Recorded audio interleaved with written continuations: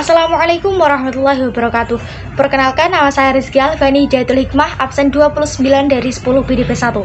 Di video kali ini, saya akan menjelaskan mengenai K3LH. Menurut KBBI, K3LH adalah singkatan dari Kesehatan, Keselamatan Kerja, dan Lingkungan Hidup. Kepanjangan K3LH tersebut memberikan pengertian bahwa K3LH adalah program yang digunakan untuk memberikan perlindungan kesehatan dan keselamatan kerja kepada para karyawan dan lingkungan hidup yang ada di sekitarnya. Tidak hanya untuk para pekerja, program ini juga ditujukan untuk mereka yang masuk dalam tempat bekerja, khususnya bagian lapangan, sehingga mereka bisa bekerja secara maksimal.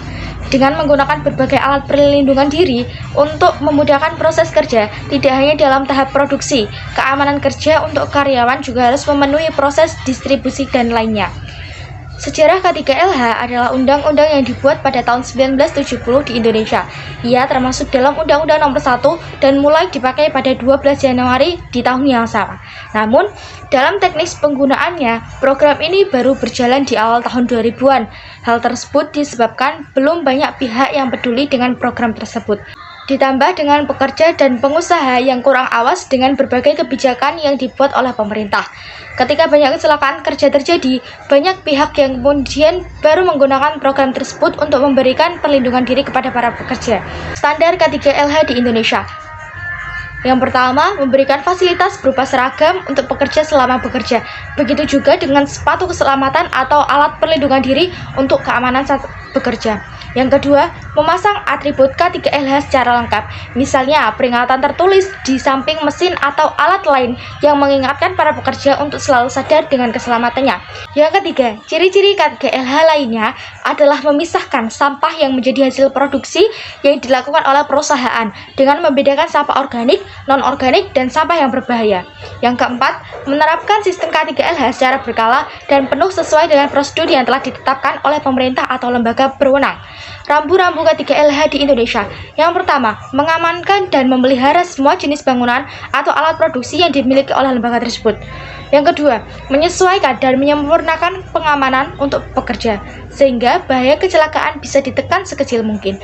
Yang ketiga, mengamankan proses bongkar muat pada pekerja, proses produksi, hingga proses penyimpanan barang.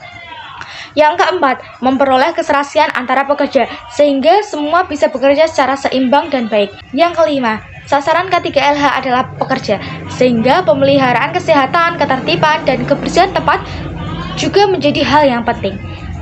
Tujuan K3LH sebenarnya cukup sederhana, namun penting ia menjadi program yang akan melindungi pekerja dari berbagai kemungkinan kecelakaan kerja. Jika bukan karena pekerjaan fisik, maka karena penyakit yang mungkin dialami oleh pekerja bertahun-tahun kemudian. Contoh beberapa penerapan K3LH.